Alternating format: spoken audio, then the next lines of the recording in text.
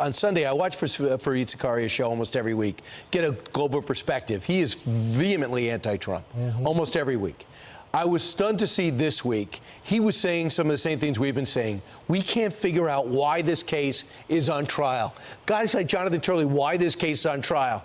He came out. I mean, this is a guy that Billy Joel chooses to talk to, all these other, a lot of left-wing diplomats always choose to talk to. He came out and said some things, two things, about who's winning this race, and he also came out and said about the merit on this case. Listen. I have to admit, none of this is playing out as I thought it would.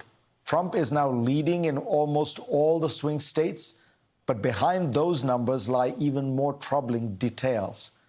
As someone worried about the prospects of a second Trump term, I think it's best to be honest about reality. I understand that polls are not always accurate, but in general, they have tended to underestimate Donald Trump's support, not overestimate it. The trials against him keep him in the spotlight, infuriate his base, who sees him as a martyr, and even may serve to make him the object of some sympathy among people in general who believe that his prosecutors are politically motivated. This happens to be true, in my opinion. I doubt the New York indictment would have been brought against a defendant whose name was not Donald Trump. Because it's not just the base, it's independent Americans that look at this and want to look at the facts and say, show me something, just show me the crime.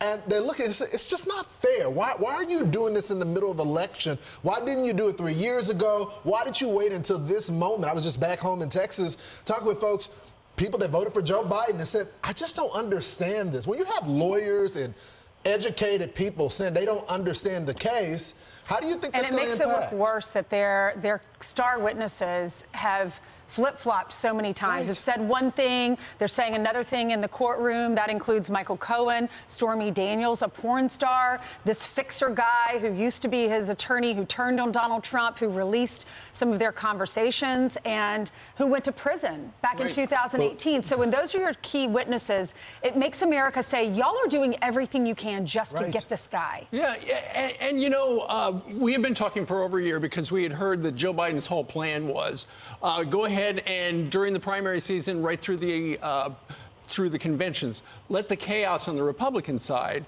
take over the news cycle, and then Joe Biden will just show how to be president and he'll get reelected. That was their plan. But ultimately, it's backfiring because when you look at this, and to Fareed's point, you know, it infuriates his base. It makes him more sympathetic, kind of a martyr to many people. But at the same time, Joe Biden, what is he doing? He's not doing really anything. Well, and he compared and contrast, too. Well, right? Because exactly what the Democratic Party is so divided, and what's happening in Israel, and only 33%, he says, support Israel, Gaza, with what Biden's message with this. And then he contrasts it to Donald Trump over the weekend. Donald Trump's campaign is reporting that 80 to 100,000 people were at that rally in New Jersey. The most underreported major story. If you're sitting there, I watch Sunday shows. Not one outside hours was actually going to point out over 100,000 people showed up in a place that he lost by 15 points. I know people came from Pennsylvania, New York, obviously. They sat for hours. It was 50 degrees, maybe even lower. You know how windy it gets at those beaches? Steve knows. At Wildwood, New Jersey, 100,000 people. They couldn't get close to the stage. They wanted to be a part of it.